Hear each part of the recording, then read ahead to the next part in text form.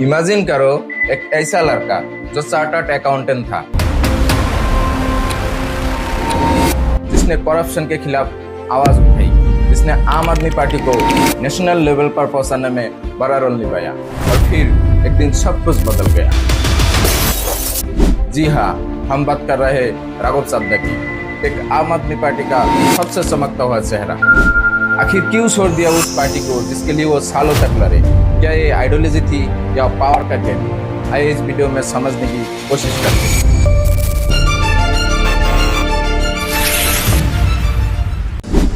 India की politics में कुछ चेहरे ऐसे होते हैं जो बहुत तेजी से उभरते हैं और उन्हीं नामों से एक नाम है राघव चड्ढा, एक यंग, आर्टिकुलेट, एजुकेटेड और मीडिया का फेवरेट पर्सनैलिटी। लेकिन उनकी जर्नी सिर्फ पॉलिटिकल नहीं बल्कि एक परफेक्ट केस स्टडी है कि इंडियन पॉलिटिक्स में एम्बिशन और आइडियोलॉजी के बीच लड़ाई कैसे होती है।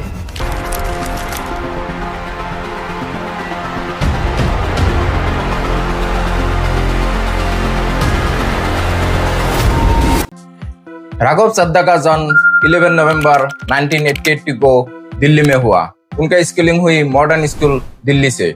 उसके बाद उन्होंने कॉमर्स की डिग्री ली यूनिवर्सिटी ऑफ दिल्ली से। फिर बने चार्टर्ड अकाउंटेंट और एग्जीक्यूटिव स्टडी की लंदन स्कूल ऑफ इकोनॉमिक्स में। यानी एकेडमिक्स में वो शुरू से ही एक्सेप्शनल थे। पॉलिटिक्स में आने से पहले राघव एक सक्सेसफुल प्रोफेशनल थे। उन्होंने काम किया केलोटोयर एंड ग्रांड थॉर्नटन जैसे ग्लोबल फर्म में। फाइनेंस, टैक्सेशन और कॉर्पोरेट एडवाइजरी में उनकी एक्सपर्टीज थी।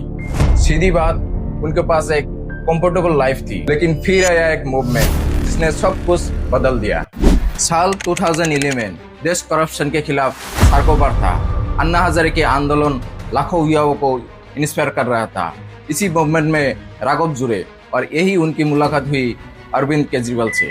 जब 2012 में आम आदमी पार्टी बनी, राघव फाउंडिंग टीम का हिस्सा था और यही से शुरू हुआ एक सीए से पॉलिटिकल स्ट्रेटेजिस्ट बनने का सफर। आम आदमी पार्टी में राघव की ग्रोथ रॉकेट से कम नहीं थे। 2012 में ही बिकम नेशनल स्पोकपर्सन। 2020 में ही बिकम दिल्ली जल बोर्ड की वाइस चेयरमैन और उसी साल राजेंद्र नगर दिल्ली से एमएलए और फिर 2022 में पंजाब से राज्यसभा की एमपी और एक साल बाद 2023 में ही was appointed as deputy leader of Aam Aadmi party. यही तक सब कुछ ठीक था, लेकिन फिर आया कहानी में twist. In early 2025 Raghav Chadha बिल्कुल चुप थे जब उनकी पार्टी प्रॉब्लम में थे, बल्कि उन्होंने वाइफ के साथ घूमने चला गया। और यही तक नहीं, उन्होंने रिसेंट टाइमों में पार्लियामेंट में रियल इशू छोड़कर समोसा और मोबाइल डिशेस के ऊपर क्वेश्चन राइज की और न्यूज हेडलाइन बन गई और जेनजी में बहुत पॉपुलैरिटी गेन की। इसे देखकर 2 अप्रैल 2026 में आम आदमी पार्टी ने राज्यसभा सेक्रेटेरिएट को एक लेटर लिखा to remove Raghav Chadha as deputy leader. Deputy leader के पद से रिमूव होने के बाद उन्होंने आम आदमी पार्टी को एक मैसेज दिया, मैं दारिया हूँ, वक्त आने पर सैलाब बनूंगा। मेरी खामोशी को मेरी हार मत समझ लेना। मेरी खामोशी को मेरी हार मत समझ लेना। मैं वो दरिया हूँ जो वक्त आने पर सैलाब बनता है। जय हिंद। तो सवाल है कि क्या ये हिंट्स था कि राघव चड्ढा आम आदमी पार्टी छोड़कर बीजेपी ज्वाइन करने वाला है? फाइनली 24 अप्रैल 2026 में कहानी में आया एक ऐसा ट्विस्ट जो इंडियन पॉलिटिक्स को हिला डाला। राघव चड्ढा ने आम आदमी पार्टी छोड़कर भारतीय जनता पार्टी को ज्वाइन कर लिया। उनका स्टेटमेंट था, I was the right man in the wrong party. I repeat, I am the right man in the wrong party.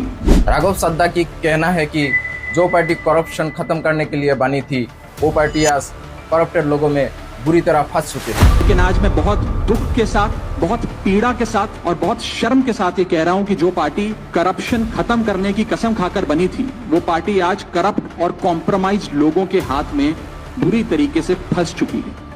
लेकिन यही राघव चड्ढा पहले बीजेपी को अनपढ़ गुंडा पार्टी कहा था।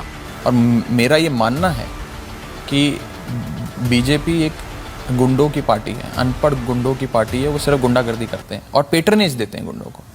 राघव चड्ढा की कहानी सिर्फ एक पॉलिटिकल बायोग्राफी नहीं है, ये इंडियन पॉलिटिक्स का मिरर है, जहाँ एम्बिशन, आइडियोलॉजी और अपॉर्चुनिटी हर दिन टकराते हैं।